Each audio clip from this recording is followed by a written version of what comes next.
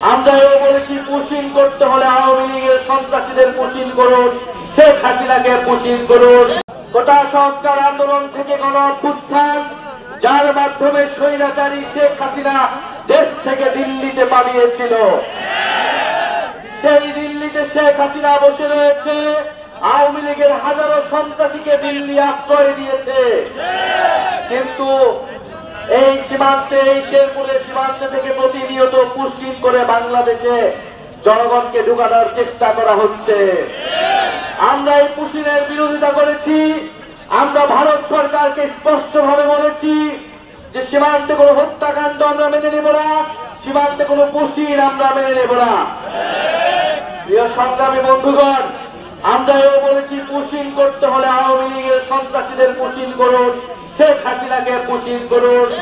আমরা বিচারের মাধ্যমে শেখ হাসিনা সহ আওয়ামী লীগকে কাঠগড়ায় দাঁড়া করাবো।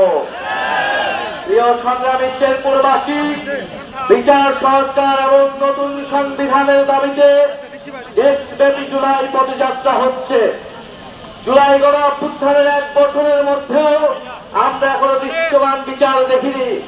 আওয়ামী লীগের দোসররা বিভিন্ন জায়গায় রয়ে গিয়েছে, প্রশাসনে ঘাটতি মেরে বসে রয়েছে।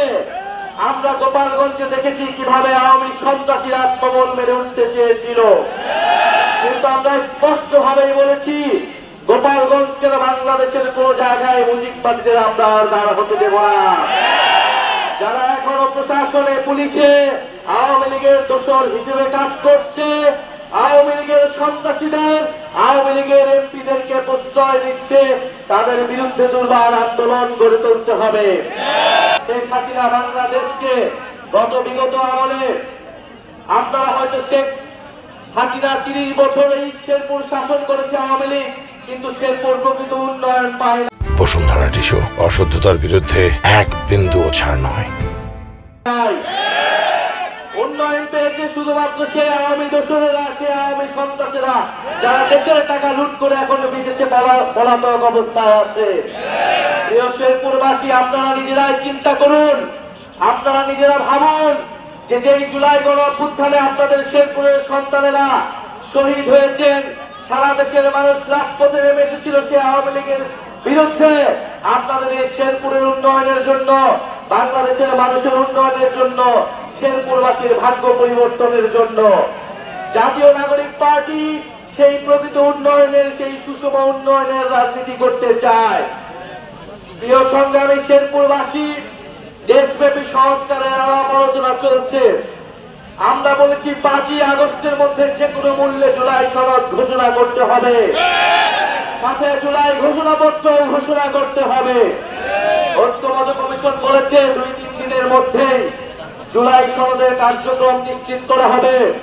আমরাও চাই যদি 5ই আগস্টের মধ্যে যদি এটি ঘোষণা করা না হয়, 3রা আগস্ট আমরা ঢাকায় আসছি। ঢাকায় আমরা কিন্তু জুলাই সনদ ঘোষণাপত্র আদায় না করে ঢাকার শহীদ মিনার আমরা ছাড়ব না। জুলাই সনদে আমরা বলেছি যেই কারণে একটি স্বৈরাচারী রাষ্ট্র ব্যবস্থা তৈরি হলো, সেই রাষ্ট্রের সংস্কার করতে হবে, গণতন্ত্র প্রতিষ্ঠা করতে হবে। এক ব্যক্তি কেন্দ্রিক রাষ্ট্র রাখা যাবে না। একটা রাষ্ট্রে শুধু প্রধানমন্ত্রীর কাছে ক্ষমতা, সেই রাষ্ট্র আমরা পরিবর্তন চাই। এই জন্য আমরা বলেছি উচ্চকক্ষ লাগবে, এবং এই উচ্চকক্ষ অবশ্যই পিআর পদ্ধতিতেই হতে হবে। উচ্চকক্ষ পিআর পদ্ধতির মাধ্যমে আমরা এই জুলাই সনদে স্বাক্ষর করতে পারি। যদি মৌলিক সংস্কার না হয়, যদি রাষ্ট্রের গুণগত পরিবর্তন এই জুলাই সনদের মাধ্যমে না নিশ্চিত করা সম্ভব না হয়, তাহলে এই জুলাই সনদে জাতীয় নাগরিক পার্টি সমর্থন দিবে না। আমরা আরো বলতে চাই যে জুলাই সনদের পাশাপাশি জুলাই ঘোষণাপত্র ছাত্র জনতার দাবি ছিল, কিন্তু সরকার বারবার এই দাবিকে উপেক্ষা করেছে। কিন্তু এবার 3রা আগস্ট সেই দাবি উপেক্ষা করার কোন সুযোগ আমরা দেব না। জুলাই ঘোষণাপত্র অবশ্যই জারি করতে হবে এবং নতুন সংবিধানে তা যুক্ত করতে হবে। প্রিয় সংগ্রামী শেরপুরবাসী, আপনারা জানেন জাতীয় নাগরিক পার্টি বিচার সংস্কার এবং নতুন সংবিধানের দাবিতে 3রা আগস্ট জড়ো হচ্ছে। আপনাদেরকে আমন্ত্রণ জানাচ্ছি। ইনকিলাব ইনকিলাব।